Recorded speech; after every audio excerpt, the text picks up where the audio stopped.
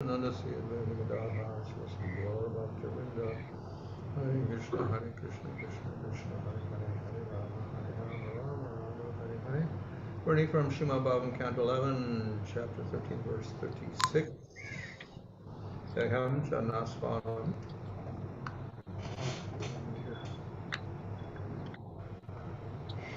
Avasthitam, utthitaṁ, siddho paśyati yato, adhyagamat, svarūpam. Daivād apetam, atha daiva-vaśād upetam, vāso yathā, parikṛtaṁ, madirā-madāndhaḥ. Just as a drunken man does not notice if he's wearing his coat or shirt, similarly one who is perfect in self-realization and who has thus achieved his eternal identity does not notice whether the temporary body is sitting or standing. Indeed, if by God's will the body is finished, or if by God's will he obtains a new body, the self-realized soul does not notice, just as a drunken man does not notice the situation of his outward dress. Purport: a Krishna-conscious person who has achieved a spiritual identity does not accept sense gratification in the material world as the goal of his life. He is constantly engaged in the service of the Lord and knows that the temporary body, flickering mind, are material. Through knowledge and Krishna consciousness, he remains engaged in the Lord's service. The example of a drunken man in this verse is very nice. It's common knowledge that at one day in social gatherings, men become drunk and lose all awareness of their external situation. Similarly, a liberated soul has already achieved his spiritual body and therefore knows that his continued existence does not depend on the material body. A liberated soul does not, however, inflict punishment on the body, but rather remains neutral, naturally accepting his destiny as the Lord of the Supreme. So, the discussion has been in the last verses about the awareness that one is the soul and not the body. ஒருவர் தன்னுடைய சரீரம் அல்ல ஆத்மா ஆவார் என்பதை பற்றிய உரையாடல்கள் இதற்கு முந்தைய ஸ்லோகங்களில் நிகழ்ந்தன. And when that reaches a perfect state, one is almost completely unaware of the body. ஒருவன் பூரணமான நிலையை அடையும் பொழுது ஏறக்குறைய தன்னுடைய சரீரத்தின் உணர்வை அவன் இழக்கிறான். But the body remains for some time.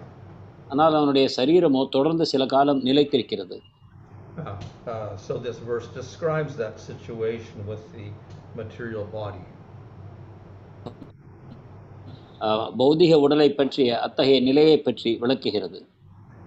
So the example is here given of a drunken man and he doesn't know whether he has his shirt on or not. இங்கு ஒரு குடிபோதையில் உள்ள மனிதனின் உதாரணம் தரப்படுகிறது. அவன் தன்னுடைய உடையை அணிந்திருக்கிறானா இல்லையா என்பது கூட அவனுக்கு தெரிவதில்லை. Similarly, an advanced devotee is unaware of his body.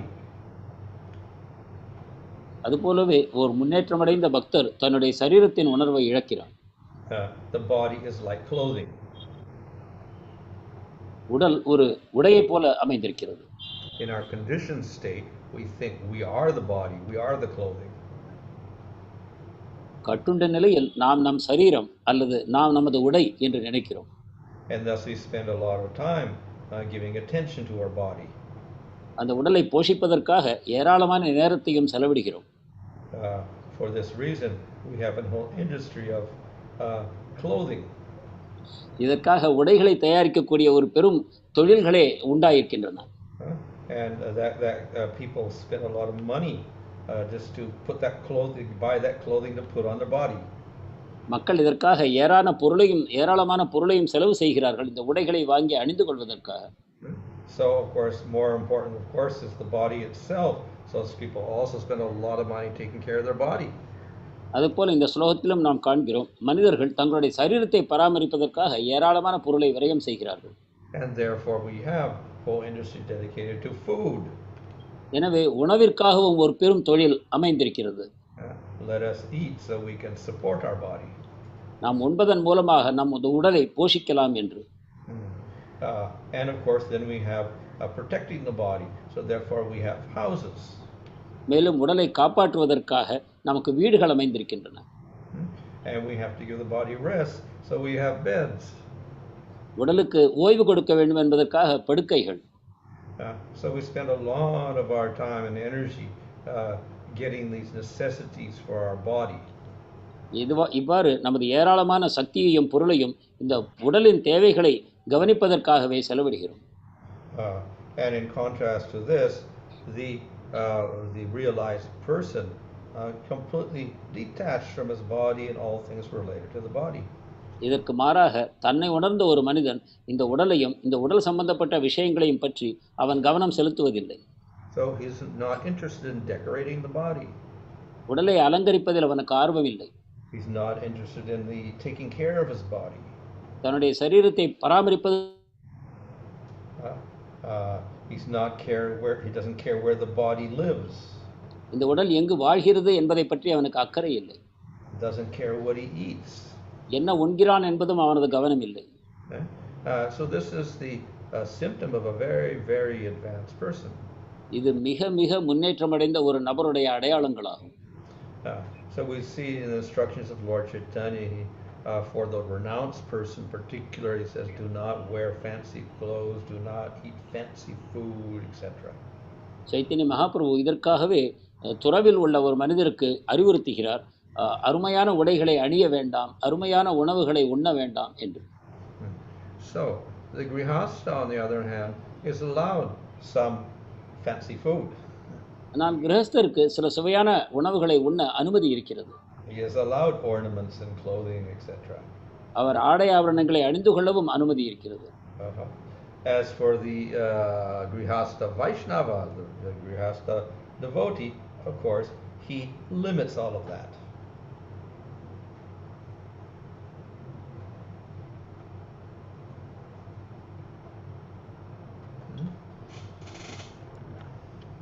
What happened? Now I can hear you, Maharaj. Okay. So the Vaishnava devotee, though he has a license for eating, clothing, decorating, etc., he limits that. வைஷ்ணவ பக்தருக்கு உடை அணிய, ஆபரணங்களை அணிய, உணவுகளை உண்ண அனுமதி இருந்தாலும் கூட அவர் அவற்றை குறைத்துக் கொள்கிறார். He does not limit to the extent that the sannyasi or the babaji would limit.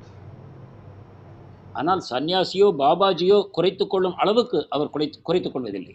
Nevertheless, he puts some limit on it. ஆயினும் கூட சில வரையறைகளை அவர் ஏற்றுக்கொள்கிறார். And the general rule is we take what we need to maintain our body so we can carry on devotional service. பொதுவான சட்டம் என்னவென்றால், நமக்கு எந்த அளவு தேவையோ நமது உடலை பராமரிப்பதற்கும் பகவானுடைய சேவையை தொடர்வதற்கும் அந்த அளவுக்கு நாம் உடலை பராமரிக்க வேண்டும். So this is a very practical instruction. இதுவே ஒரு நடைமுறைக்கு ஒத்து வரக்கூடிய உபதேசமாகும். So the devotee has to balance his life in such a way that he can maintain his health so that he can continue his service to the Lord. பக்தர் இவ்வாறு தன்னுடைய வாழ்க்கையை சமன்படுத்த வேண்டும். தன்னுடைய உடலை போஷிப்பதன் மூலமாக தன்னுடைய சேவைகளை தொடர்ந்து நடத்தி வரும் விதமாக அவர் செயல்பட வேண்டும். So the devotee is encouraged not to go to excesses in enjoyment, at the same time not to carry out very, very strict austerities. பக்தருக்கு இவ்வாறு அதிகப்படியான புலனின்பங்களை அனுபவிப்பதோ அல்லது அதிகபட்சமாக அவற்றை கட்டுப்படுத்துவதோ தவிர்க்கப்பட வேண்டும் என்று கூறப்பட்டது. So the emphasis is upon how the devotee can serve the Lord. இதில் முக்கியமான கவனம் எவ்வாறு பக்தர் பகவானுக்கு சேவை செய்ய வேண்டும் என்பதே ஆகும். So if eating less food is favorable, he will accept it. உணவை குறைப்பது இதற்கு சாதகமாக அமையுமானால் அவர் குறைத்துக் கொள்கிறார். If eating less food becomes unfavorable, then he will not do that. உணவை குறைப்பதன் மூலமாக அது பாதகமாக ஆகும் என்றால் அவர் அதை குறைப்பதில்லை. So what is favorable, it means favorable for his continued advancement in devotional service.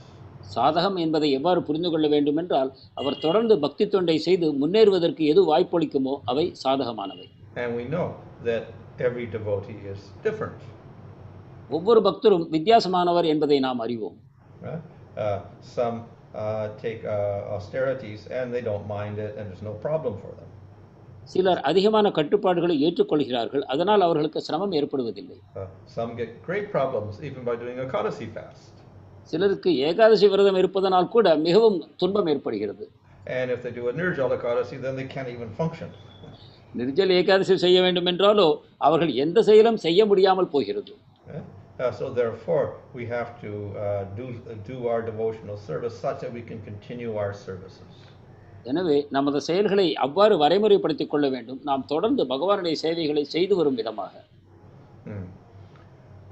Nevertheless, the whole goal is more attachment to Krishna, less attachment to the material world.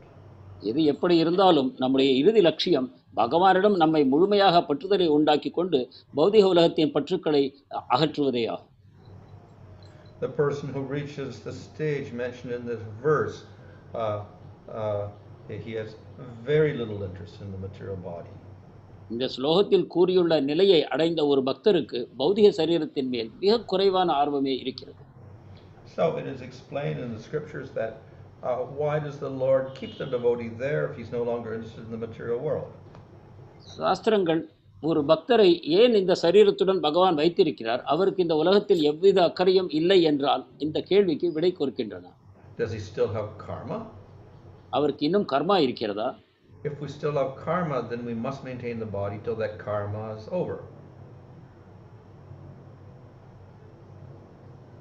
சரீரத்தை நாம் பராமரிப்பது அவசியம். So by karma we get a certain lifespan and we have to live that lifespan according to karma.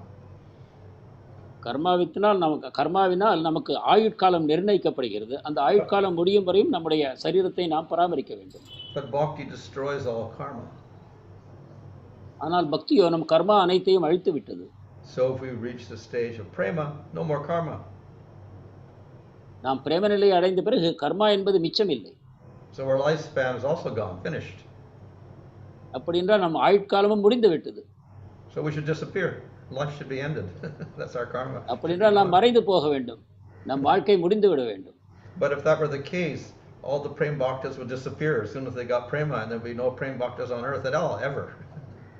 அப்படியானால் பிரேம பக்தர்கள் அனைவரும் பிரேமம் கிடைத்த உடனேயே இந்த உலகிலிருந்து மறைந்து விட வேண்டும். பிரேம பக்தர்களை நாம் எங்கும் காண கிடைக்கக்கூடாது. So in spite of prema destroying all karmas completely, the Lord keeps the prema devotees in the world. ஆனால் பிரேமமானது ஒருவருடைய கர்மாவை முழுவதும் அழித்த பிறகும் கூட பகவான் அத்தகைய பிரேம பக்தர்களை இந்த உலகில் தொடர்ந்து நிலைநிறுத்துகிறார்.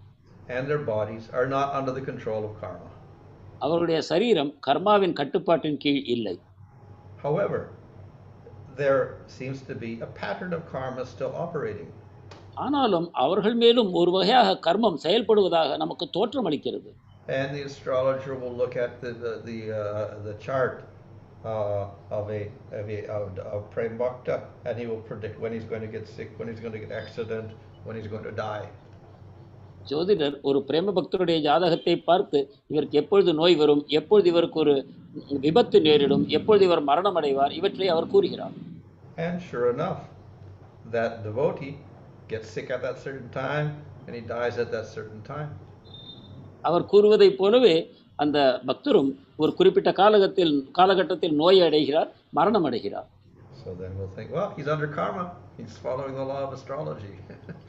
அப்பொழுது நாம் என்ன நினைக்கிறோம், இவரும் கர்மத்தினால் பாதிக்கப்படுகிறார், ஜோதிடத்தில் கூறியபடியே இவர் வாழ்க்கையில் நடந்தது. But this contradicts the proposition of bhakti. It destroys all karma. So how could he have karma? ஆனால் இது பக்தி கொள்கையிலிருந்து மாறுபடுகிறது. பக்தி நம்முடைய கர்மாவை அழித்து விடுகிறது என்றால் இவருக்கு எப்படி கர்மா இருக்க முடியும்? So it is explained by our acharyas that no, that devotee has no karma. ஆச்சாரியர்கள் நமக்கு விளக்குகிறார்கள், இல்லை, பக்தர்களுக்கு கர்மா என்பது இல்லை. He's completely under the Lord's control. அவர்கள் முழுக்க பகவானுடைய கட்டுப்பாட்டில் இருக்கிறார்கள். And the Lord keeps them in the world. பகவான் அவர்களை இந்த உலகில் நிறுத்தி வைக்கிறார். And the Lord also, while he's in the world, makes sure that a little pattern that looks like karma goes on. அதே சமயத்தில் பகவான் அவர்களை இந்த உலகத்தில் நிலைநிறுத்தும் பொழுது அவர்கள் மேல் ஒரு வகையான கர்மா செயல்படுவதை போன்ற தோற்றத்தையும் பகவான் நிறுத்துகிறார். So there is a semblance of karma, like a little pattern that goes on, but actually it's not under the law of karma, it's under the Lord. இதன் காரணமாக அவர்கள் மேலும் கர்மா செயல்படுவதை போன்ற ஒரு தோற்றம் தொடர்ந்து இருக்கிறது. ஆனால் உண்மையில் அவர்கள் முழுக்க முழுக்க பகவானுடைய கட்டுப்பாட்டில் தான் இருக்கிறார். The Lord, of course, usually keeps a little pattern that looks like the karma.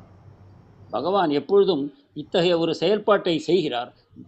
பக்தர்கள் மேலும் அந்த கர்மா செயல்படுவதாக ஒரு தோற்றத்தை உண்டாக்குகிறார். Why does the Lord do that? எதனால் பகவான் இதை செய்கிறார்? He wants to teach people that nobody can escape the law of karma. இதன் மூலமாக மக்களுக்கு யாரும் கர்மாவிலிருந்து தப்பிக்க முடியாது என்ற பாடத்தை அவர் அறிவுறுத்துகிறார். So we should not be overconfident of escaping karma.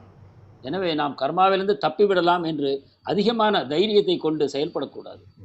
So in any case, those advanced devotees are not subject to the laws of karma like the ordinary living entity.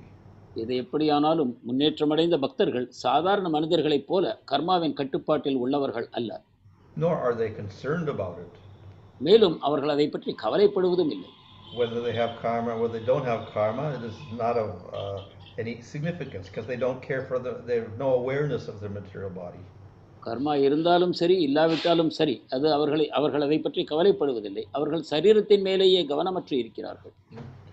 So those devotees are completely under the Lord. அத்தகைய பக்தர்கள் முழுக்க முழுக்க பகவானின் கீழ் செயல்படுகிறார்கள். And the Lord at any time can do anything he wants. பகவான் எந்த சமயத்திலும் அவர்களுக்கு என்ன வேண்டுமானாலும் செய்யலாம். So we see in the case of Prahlad, he was afflicted by his father. பிரகலாதரின் கதையில் பார்க்கிறோம், அவர் தன்னுடைய தந்தையின் மூலமாக துன்பத்திற்கு ஆளாக்கப்பட்டார். But each time the Lord saved him.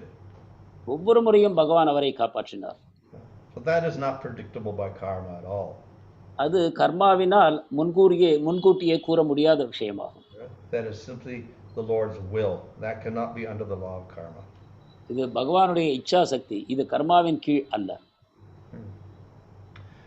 So the devotee, if he reaches this very, very elevated state, then it's equivalent of being in the spiritual world. இந்த மிக மிக முன்னேறிய நிலையை ஒரு பக்தன் அடையும் பொழுது அவர் ஆன்மீக உலகத்தில் இருப்பதாகவே கொள்ள வேண்டும். Because the devotee is so absorbed in bliss in his spiritual body, he forgets about his material body. பக்தர் தன்னுடைய ஆன்மீக சரீரத்தின் மூலமாக ஆனந்த பரவசத்தில் முழுமையாக மூழ்கி இருக்கும் பொழுது அவர் பௌதிக சரீரத்தை மறந்தே போகிறார். People in the material world get drunk. பௌதிக உலகில் உள்ள மக்கள் குடிபோதையில் ஆழ்கிறார்கள். Why do they get drunk? ஏன் குடிக்கிறார்கள்? They want to forget their material body. அவர்கள் பௌதிக சரீரத்தை மறக்க விரும்புகிறார்கள். And to some degree they can do that with intoxicants. ஓரளவுக்கு போதைப் பொருள்களின் மூலமாக அவர்கள் அதை சாதிக்கவும் செய்கிறார்கள். But then they have to, after the liquor is finished, then they come back and they must realize, they must accept their body again. ஆயினும் குடிபோதையிலிருந்து வெளிவரும் பொழுது அவர்கள் மீண்டும் தாங்கள் ஒரு சரீரமே என்பதை ஏற்றுக்கொண்டுதான் ஆக வேண்டும். But the advanced devotee is fixed in that spiritual consciousness and in bliss, so that he's not related to the body at all. ஆனால் ஒரு முன்னேறிய பக்தர் தன்னுடைய ஆன்மீக உணர்வில் ஆனந்த பரவசத்தில் மூழ்கியே இருப்பதால் அவர் பௌதிக உணர்வை உடல் உணர்வை முழுவதுமாக இழக்கிறார். So it is said that only two people become blissful in this world. எனவே இவ்வாறு கூறப்படுகிறது, உலகில் இரண்டு வகையான மக்களே பரவசமாக இருக்கிறார்கள். The fool and the devotee. ஒரு முட்டாள் ஒரு பக்தர். So the fool is blissful because he doesn't even experience his own pain. ஒரு முட்டாள் ஏன் ஆனந்தமாக இருக்கிறார் என்றால் அவர் தன்னுடைய வலிகளை கூட உணர்வதில்லை. The devotee is blissful because he's transcended the material body completely and he's always in bliss with the Supreme Lord. பக்தன் பரவசத்தில் ஏன் இருக்கிறார் என்றால் அவர் தன்னுடைய உடலை முழுவதுமாக கடந்து விட்டார். பகவானுடைய பரவச நிலையில் அவர் ஆழ்ந்திருக்கிறார். So the former case, the fool or the drunkard or whatever, that is an illusion of happiness only. முட்டாளுடைய விஷயத்தில் அவருடைய சந்தோஷமானது ஒரு மாயத் தோற்றமே ஆகும். The only real solution, the only way to get real happiness is through that process of bhakti. உண்மையான மகிழ்ச்சியை அடைய வேண்டும் என்றால் அதற்கு சரியான தீர்வு பக்தியே ஆகும். So the more we are distracted by other processes, the more we slow down the process of bhakti. எந்த அளவுக்கு நாம் இதர வழிமுறைகளால் திசை திருப்பப்படுவோமோ அந்த அளவுக்கு நம்ம பக்தி பாதையில் தடங்கள் ஏற்படுகிறது. And therefore we never recommend to mix bhakti with other processes. எனவே பக்தியுடன் இதர வழிமுறைகளை கலப்பதற்கு நாம் ஒருபொழுதும் பரிந்துரைப்பதில்லை. But we can use elements of those processes if they are favorable to bhakti. ஆனால் இதர பாதைகளில் உள்ள சில அம்சங்களை பக்திக்கு சாதகமாக இருந்தால் அவற்றை நாம் ஏற்று பயன்படுத்துகிறோம். And in this way we can advance in devotional service. இந்த முறையில் நாம் பக்தி பாதையில் தொடர்ந்து முன்னேற முடியும். So those who are less advanced and still have dependence on their material bodies, they have to rely more on the rules of karma yoga, etc. முன்னேற்றம் குறைவாக உள்ளவர்கள் தங்களை இன்னும் பௌதிக சரீரமாகவே நினைத்து கொண்டிருப்பவர்கள் இந்த கர்மாவின் சம்பந்தப்பட்ட சில கட்டுப்பாடுகளை ஏற்றுக்கொள்ள வேண்டும். So they accept rules which are favorable. எனவே அவர்களுக்கு சாதகமான சட்டங்களை அவர்கள் ஏற்று செயல்படுகிறார்கள். The person in prema is not dependent on anything. பிரேமத்தில் உள்ள நபர் எதையும் சார்ந்து இல்லை. If he follows or doesn't follow is not his concern. பின்பற்றுவதோ பின்பற்றாமல் இருப்பதோ அவருடைய கவலை அல்ல. Those rules are either favorable or unfavorable. சட்டங்கள் சாதகமா பாதகமா என்பது அவரது கவலை இல்லை. He's completely absorbed in the Lord at all times. அவர் முழுவதும் எல்லா காலங்களிலும் பகவானிலேயே ஆழ்ந்திருக்கிறார். So he can never be criticized for not following the rules. அவர் சட்டங்களை பின்பற்றவில்லை என்று அவர் மேல் குறை கூறக்கூடாது. The less advanced devotee, he will follow those rules which are favorable for his advancement. முன்னேற்றம் குறைவாக இருக்கக்கூடிய பக்தர் தன்னுடைய முன்னேற்றத்திற்கு சாதகமான சட்டங்களை ஏற்றுக்கொள்ள வேண்டும். Or even if he doesn't need them, he will do them to instruct others. அந்த சட்டங்கள் அவருக்கு தேவையில்லை என்றாலும் கூட மற்றவர்களுக்கு ஒரு வழிகாட்டியாக செயல்படும் காரணத்துடன் அவர் அவற்றை ஏற்றுக்கொள்கிறார். The devotee in prema is not aware of others. பிரேமத்தில் உள்ள பக்தரோ இதை பற்றிய உணர்வே அற்று இருக்கிறார். Therefore, he does not instruct anybody.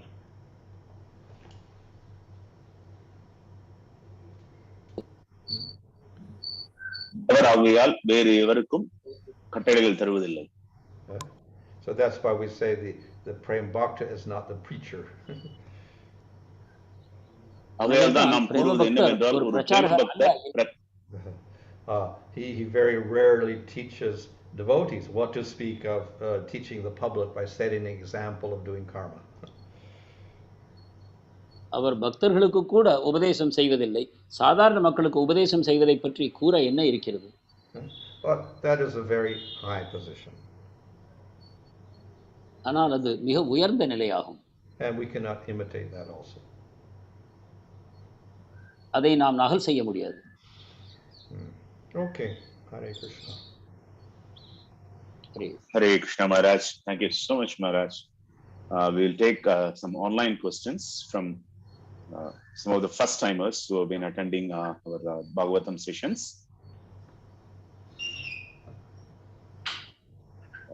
We often see in the purports by reviving one's relationship with Lord Krishna. This statement is often quoted in the purports in several places.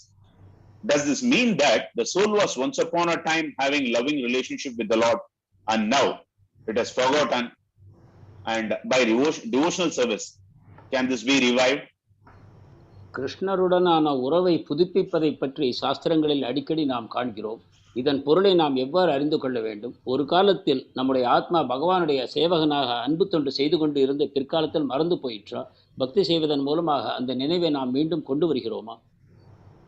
So all jivas, by their very sva-rūpam or their definition, have a potential for serving the Lord. எல்லா ஜீவாத்மாக்களுக்குமே பகவானுக்கு சேவை செய்வதற்கான சக்தி உள்ளேயே அமைந்திருக்கிறது.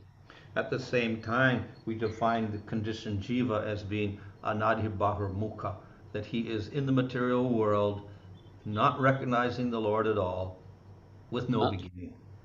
ஆனால் கட்டுண்ட ஜீவாத்மாக்கள் அனாதி பகிர்முகா, அதாவது தொன்று தொட்டு எப்பொழுது என்று தெரியாது, அப்பொழுதிலிருந்து பகவானிலிருந்து விலகி பகவானுடைய சேவையை மறந்து இருக்கக்கூடிய நிலையை காண்கிறோம். So in order to start bhakti, he has to become favorable. எனவே பக்தியை தொடங்குவதற்கு முன் அவர் அதற்கு சாதகமாக ஆக வேண்டும். And when he's favorable, then a devotee can plant the seed of bhakti there. அவன் சாதகமாக ஆகும் பொழுது ஒரு பக்தரானவர் அவனுக்குள் அந்த விதையை ஊன்ற முடியும். Nobody plants the seed no bhakti. இந்த விதையை யாரும் ஊன்றவில்லை என்றால் பக்தி என்பதில்லை. So you can have a field, but with no seeds in the field, nothing will grow. ஒரு வயல் இருக்கிறது, ஆனால் அதில் விதைகள் இல்லை என்றால் எதுவும் வளராது. Of course, we can grow weeds. ஆனால் தேவையற்ற களைகளை வளர்க்கலாம். But if we want a seed, a valuable seed, we have to have a very great care to select that seed and cultivate that seed. ஆனால் பயனுள்ள விதை வேண்டுமென்றால் அதை நாம் மிகவும் தேடி சேகரித்து அதை நன்கு வளர்க்க வேண்டும். So the devotee of the Lord gives that seed, and then the devotee cultivates. பகவானுடைய பக்தர் அந்த விதையை தருகிறார், மேலும் ஒரு பக்தர் அதை வளர்த்து வருகிறார். Thank you, Maharaj. The next question is, we see in Gita, Lord has described about Chaturvarnya based on guna and karma. But whereas in the ancient days, we also notice that Varnashrama was followed according to birth. So can you please clear this doubt? சாதுர்வர்ணம் குண கர்மத்தின் அடிப்படையில் இருக்கிறது என்று பகவான் கீதையில் கூறுகிறார். ஆனால் தொன்று தொட்டு இது பிறப்பின் அடிப்படையில் இருப்பதையும் நாம் காண்கிறோம். இதை தயவு செய்து விளக்க வேண்டும். So qualities, actions, and birth are factors, considerations. குணங்கள், செயல்கள் மற்றும் பிறப்பு இவை அனைத்தையுமே எடுத்துக்கொள்ள வேண்டும். So often the birth itself will determine your qualities and your actions. பொதுவாக ஒருவரது பிறப்பே அவருடைய குணங்களையும் செயல்பாடுகளையும் தீர்மானிக்கும். We know hereditary factors are there. So mother and father have, they're quite gentle and they are intelligent and they have a strong faith, etc. Then it's likely the children will be the same. பரம்பரையாக சில விஷயங்கள் தொடர்வதை நாம் காண்கிறோம். அப்பாவும் அம்மாவும் நல்ல தன்மையுள்ளவர்களாக, பக்தி உள்ளவர்களாக, நன்னடத்தை உள்ளவர்களாக இருக்கும்பொழுது குழந்தைகளும் அந்த குணங்களை பெறுகின்றன. For that reason, birth has been emphasized. இதன் காரணமாகத்தான் பிறப்பு முக்கியத்துவம் தரப்பட்டது. However, we also know that it's not absolute. ஆனாலும் கூட இது எப்பொழுதும் நடக்கும் என்று நம்மால் கூற முடிவதில்லை. Sometimes the parents are good, child is bad. சில சமயங்களில் நல்ல பெற்றோர்களுக்கு கெட்ட குழந்தைகள் பிறக்கின்றன. We see King Vena. His father was very good, but he turned out very bad. வேணனுடைய உதாரணத்தை நாம் காண்கிறோம். அவருடைய தந்தை மிகச் சிறந்தவரானார், ஆனால் மகனோ மிகக் கொடியவர். We have many examples in history also. சரித்திரத்திலும் பல உதாரணங்கள் இருக்கின்றன. So therefore it's not an inevitable rule. எனவே இது முழுமையான 100% ஒப்புக்கொள்ளக்கூடிய சட்டம் என்று கூற முடியாது. So therefore we also have to consider the qualities, even if according to Varna by birth they are not of a certain quality. If they prove to have higher qualities, then they should go to the higher Varna because of that. எனவே நாம் குணங்களையும் கருத்தில் எடுத்துக்கொள்ள வேண்டியது அவசியம். ஒருவருடைய பிறப்பு வர்ணத்தின் மூலமாக அவை இல்லை என்றாலும் அவர் உயர்ந்த குணங்களை காண்பிப்பார் என்றால் அவரை உயர்ந்த வர்ணத்தில் நாம் எடுத்துக்கொள்ள வேண்டும். It is explained that in Kali Yuga the emphasis on birth should be less. கலியுகத்தில் பிறப்பின் மூலமாக ஒருவரை தீர்மானிப்பதை குறைக்க வேண்டும் என்று கூறப்பட்டிருக்கிறது. And one explanation is that the parenthood itself and how the children are conceived, etc., and the matching of the husband and wife has been very, very irregular, and no samskars are performed, or not the proper ones, and therefore the likelihood that the child will be the same varna is more unlikely. ஒரு விளக்கமாவது தாய் தந்தையர்களை சரியான விதத்தில் இணைக்கவில்லை, அவர்கள் சரியான சம்ஸ்காரங்களை செய்யவில்லை, குழந்தைகள் பெறுவதற்கான முன்னேற்பாடுகளை அவர்கள் சரியான விதத்தில் செய்யவில்லை. இவற்றின் காரணமாக குழந்தைகள் வேறு குணங்களை கொண்டவையாகவும் பிறக்கின்றன. And therefore we have to put more emphasis upon the qualities that emerge in that person. எனவேதான் ஒரு நபருக்குள்ளிருந்து வெளிப்படக்கூடிய குணங்களுக்கு நாம் அதிக முக்கியத்துவம் தர வேண்டியிருக்கிறது. This is also affected by education, how the child is raised. மேலும் அந்த குழந்தை எந்த விதமாக வளர்க்கப்படுகிறது என்பதை பொறுத்தும் இது அமைகிறது. So that at a certain point, let's say when the child is mature, 18 or 20 years old, then we could actually determine what varna he belongs to. ஒரு காலகட்டத்தில் 18-20 வயதில் ஒரு குழந்தை முதிர்ச்சி நிலையை அடையும் பொழுது அவர் எந்த வர்ணத்தை சேர்ந்தவர் என்று நாம் தீர்மானிக்க முயலலாம். Thank you, Maharaj. The next question is about karma. in relationship with Siksha Guru and Diksha Guru. To start with, we will take up the part of Diksha Guru. தீக்ஷா குரு சிக்ஷா குரு சம்பந்தப்பட்ட விதத்தில் கர்மா எவ்வாறு செயல்படும் என்பது கேள்வி. இதை இப்பொழுது பார்ப்போம். As you mentioned, the devotee, Guru, sorry, it is said that the Guru doesn't take karma, as through the process of bhakti he has already burnt up all the karma. ஒரு பக்தர் கர்மாவை முழுவதும் அழித்து விட்டதால் குரு அவருடைய கர்மாவை ஏற்பதில்லை என்று நீங்கள் முன்பு கூறினீர்கள். Whereas in case of Srila Prabhupada's earthly pastimes, we see Srila Prabhupada stopped initiating because he was sick. He didn't want to accept karma. How to understand this? ஆனால் பிரபுபாதர் தன்னுடைய இந்த பிரகட லீலையின் பொழுது தன் உடல்நிலை சரியில்லாமல் இருந்த பொழுது So if one accepts disciples and then the disciples promise many things, but then after the guru accepts them, then they start doing sinful activity. Then the guru gets some of the result. ஒருவர் சீடர்களை ஏற்றுக்கொள்கிறார். அவர்கள் அப்பொழுது வழிமுறைகளை பின்பற்றுகிறோம் என்று ஒப்புக்கொள்கிறார்கள். ஆனால் பின்பாடு அவற்றை உல்லங்கனம் செய்கிறார்கள். அப்பொழுது அவர்கள் செய்யக்கூடிய பாவச் செயல்களின் விளைவு குருவை பற்றுகிறது. Thank you, Maharaj. And can you please elaborate a bit on Guru staying in the material world until he delivers his disciples? குரு தன்னுடைய சிஷ்யர்கள் முழுமையாக விடுதலை அடையும் வரை இந்த பௌதிக உலகத்தில் இருப்பதை பற்றி நீங்கள் செய்து கூற வேண்டும். Well, obviously he has to give up his body sometime, and it's not expected that all of his disciples are going to have prema in this lifetime. ஏதாவது ஒரு காலகட்டத்தில் குரு தன்னுடைய சரீரத்தை துறந்துதான் ஆக வேண்டும். அவர் இருக்கும் காலத்துக்குள்ளேயே பக்தர்கள் அனைவரும் அவருடைய சீடர்கள் அனைவரும் பிரேமத்தை அடைவார்கள் என்று கூற முடியாது. So because of the promise he has a debt to pay. ஆனாலும் கூட அவருக்கு ஒரு கடன் இருக்கிறது நிறைவு செய்வதற்கு. So he may have to come back in the next lifetime. அவ்வாறென்றால் அவர் மீண்டும் ஒரு பிறவி எடுத்து வர வேண்டி இருக்கலாம். Of course he'll have a different body, and even the devotee will probably have a different body as well, because he'll also have to die. எனவே குருவுக்கும் வேறு சரீரம் இருக்கும், சிஷ்யருக்கும் கூட வேறு சரீரம் இருக்கலாம். ஏனென்றால் அந்த காலகட்டத்திற்குள் அவர் மரணமடைய நேரிடலாம். So that is another reason why the scriptures say don't take many disciples, because it's the bondage, and you have to come back again and again. சாஸ்திரங்கள் அதிகமான சிஷ்யர்களை ஏற்றுக்கொள்ள வேண்டாம் என்று கூறுவதற்கு இதுவும் ஒரு காரணமாக அமைகிறது. ஏனென்றால் அந்த கடனை தீர்ப்பதற்காக குரு மீண்டும் மீண்டும் சரீரம் எடுக்க நேர்கிறது. Of course, by the will of Krishna, if a devotee has prema, they go to the spiritual world, and Krishna will make some arrangement to give guidance to that devotee in the material world. கிருஷ்ணரின் விருப்பத்தின் காரணமாக ஒருவர் ஆன்மீக உலகத்துக்கு செல்லும் பொழுதும் கூட அவருடைய சட்டங்களை ஏற்று அவர் பௌதிக உலகத்துக்கு வருமாறு நேரிடலாம். So Krishna makes some arrangement by which that debt is fulfilled. கிருஷ்ணர் ஏதாவது ஏற்பாடு செய்து அவருடைய அந்த கடனை தீர்ப்பதற்கு தீர்வு காணலாம். Thank you, Maharaj. Maharaj, this question is based on the answer which you just gave. So, a pure devotee who has accepted numerous disciples, and if he has to come back, can we view that as a costless mercy of that devotee? ஒரு தூய பக்தர் ஏராளமான சிஷ்யர்களை ஏற்றுக்கொள்கிறார். அப்பொழுது அவருடைய காரணமற்ற கருணை என்று அதை நாம் காணலாமா? Well, it's mercy, but it's also obligation.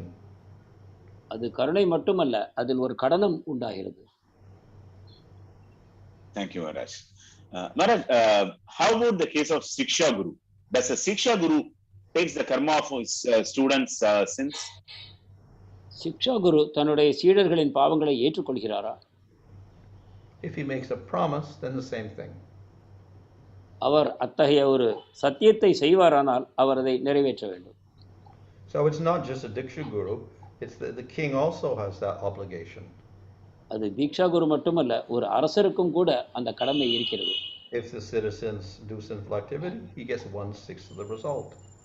அவருடைய மக்கள் செய்யக்கூடிய பாவங்களில் 1/6 அவருக்கு சேர்கிறது. Why? Because he's responsible for them not to do the sin.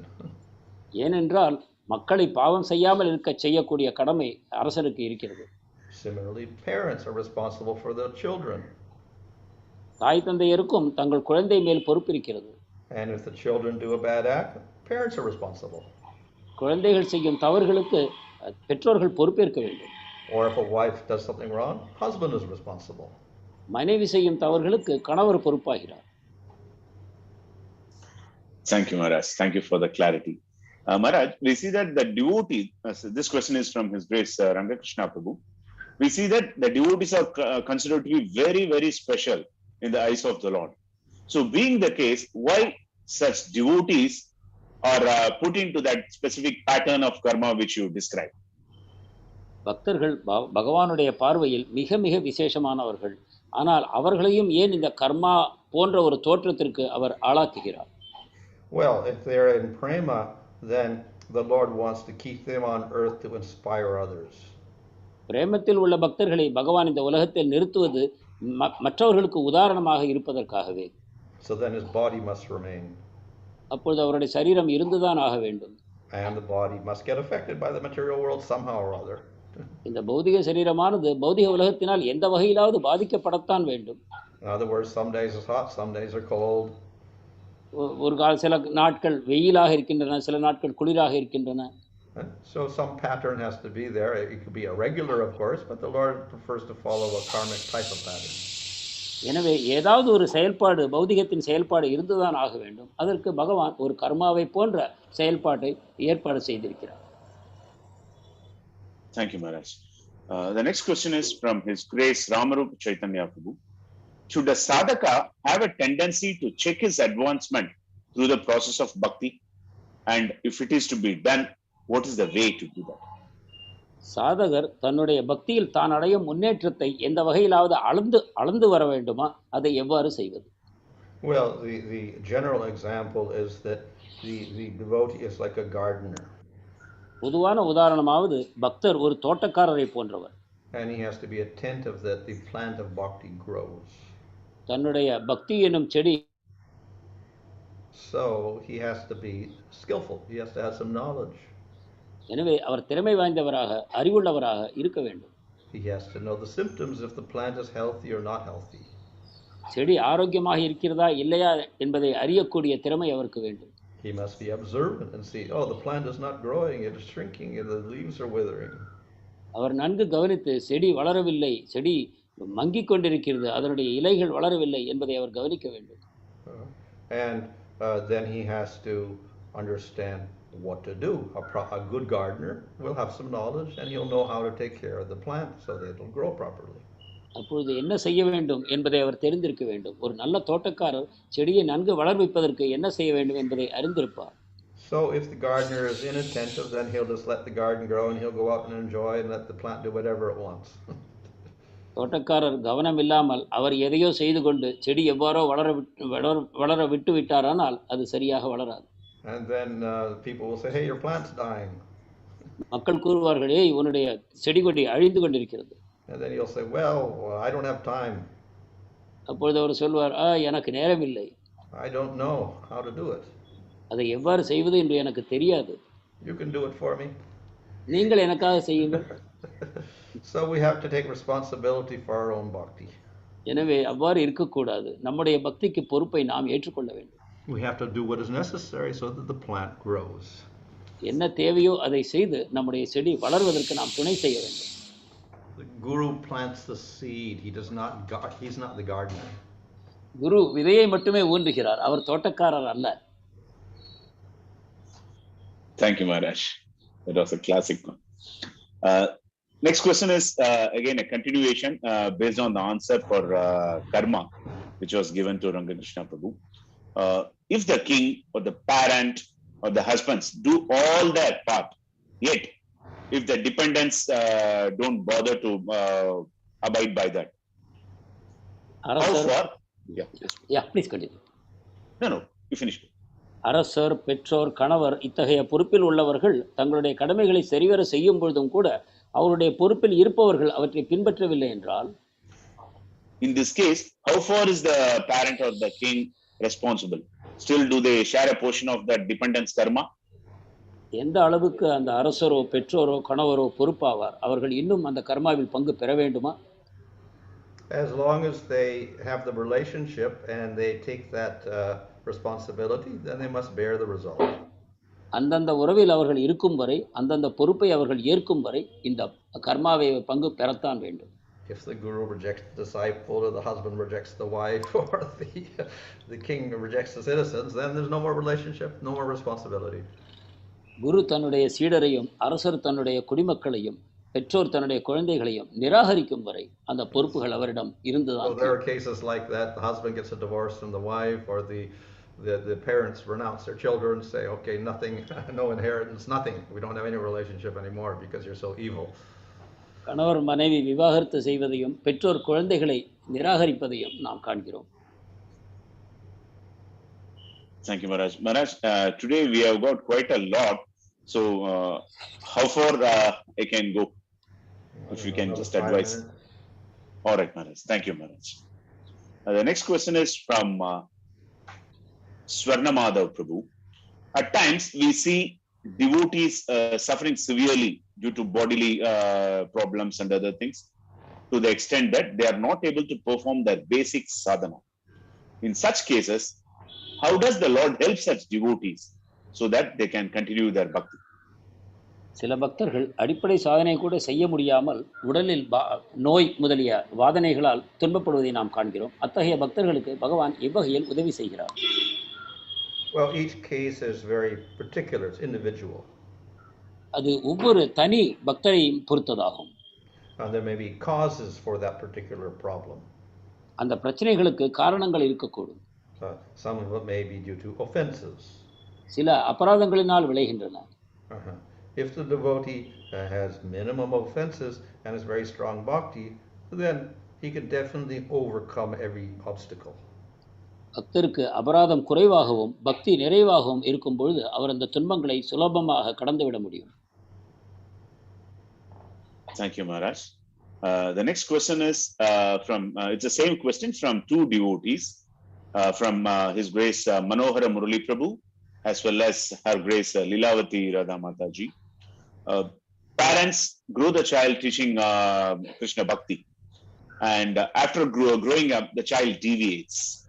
Despite having given this spiritual knowledge and all these things, they don't follow. In those situations, does the karma come to parents? பெற்றோர்கள் கிருஷ்ண உணர்வை குழந்தைகளுக்கு ஊட்டுகிறார்கள், அவர்களுக்கு நல்ல பயிற்சி அளிக்கிறார்கள், ஆனாலும் கூட அவர்கள் திசை மாறி போகிறார்கள். அப்பொழுது பெற்றோர்களுக்கு என்ன பொறுப்பு? Well, if they're an adult, then they have their own responsibility at that point. They're no longer dependent. குழந்தைகள் முழுவதாக வளர்ந்து விட்டார்கள் என்றால் அவர்கள் தங்களுடைய பொறுப்பு அவர்களே ஏற்றுக்கொள்வார்கள். Thank you, Maharaj. I'll just take a question from YouTube, though it's not directly connected to today's topic. What is the difference between Vishnu and Narayana and Narasimha? Sorry, yeah. Vishnu, நாராயணர், நரசிம்மர் இவர்களுக்குள் வேற்றுமை என்ன?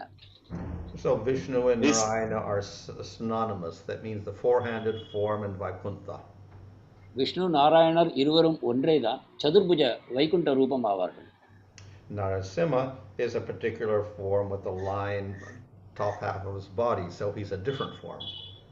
நரசிம்மர் பாதி சிங்கம் பாதி மனிதரான வடிவம், அது ஒரு வித்தியாசமான வடிவம். He has a form in Vaikuntha. He also manifests in the material world. அவருக்கும் வைகுண்டத்தில் வடிவம் இருக்கிறது, பௌதிக உலகத்திலும் அவர் தோன்றுகிறார். Thank you, Maharaj. The next question is from Bhakta Chandrasham. Does Narasimha and Rama manifest from Narayana? நரசிம்மரும் ராமரும் நாராயணரிலிருந்து தோன்றுகிறார்களா? So it is explained that most of the avatars in the material world manifest through Garbhodakṣaya Vishnu. பௌதிக உலகத்தில் தோன்றக்கூடிய முக்கால்வாசி அவதாரங்களும் கர்ப்போதகசாயி விஷ்ணுவிலிருந்து தோன்றுகிறார்கள் என்று கூறப்படுகிறது. Of course, Garbhodakṣaya Vishnu manifests from Mahavishnu. கர்ப்போதகசாயி Vishnu மகாவிஷ்ணுவிலிருந்து தான் தோன்றுகிறார். Mahavishnu manifests from Shankarshan. Mahavishnu சங்கர்ஷனிலிருந்து தோன்றுகிறார். Shankarshan manifests from Balaram. சங்கர்ஷனர் பலராமரிலிருந்து தோன்றுகிறார். However, Krishna, when he manifests, he does not manifest through an avatar. He manifests directly from Goloka. ஆனால் கிருஷ்ணர் தோன்றும் பொழுது அவர் ஒரு அவதாரமாக தோன்றுவதில்லை, அவர் நேரடியாக கோலோகத்திலிருந்து வருகிறார். Thank you, Maharaj. The next question is, which is the first Gayatri mantra Krishna instructed to Brahmaji? கிருஷ்ணர் பிரம்மதேவருக்கு கொடுத்த முதல் காயத்ரி மந்திரம் எது? What mantra that the Lord gave to Brahma? Is it the question? Yes, the first mantra, first Gayatri mantra. Well, according to Bhaktivinoda Thakur from the explanation in Brahma Samhita, it was Kam Gayatri. Bhaktivinod Thakur பிரம்ம சமிதை உரையில் கூறியுள்ளபடி பார்த்தால் அது காம காயத்ரியே ஆகும். So it was not the Savitra Gayatri that is the normal one given at Upanayana. It was Kam Gayatri, the Vaishnava. உபநயனத்தின் போது தரக்கூடிய ஒரு பொதுவான அந்த சவித்த காயத்ரி அல்ல. Thank you, Maharaj. Thanks a lot for the clarity and great time, Maharaj. His Holiness Bhanu Swami Maharaj ki jai. Maharaj Srimad Bhagavatam ki jai. Jagatguru Srila Prabhupada ki jai. Dear devotees, thank you for your continued engagement. We had quite a lot of questions. Considering His Holiness time, we had to. That one doesn't work.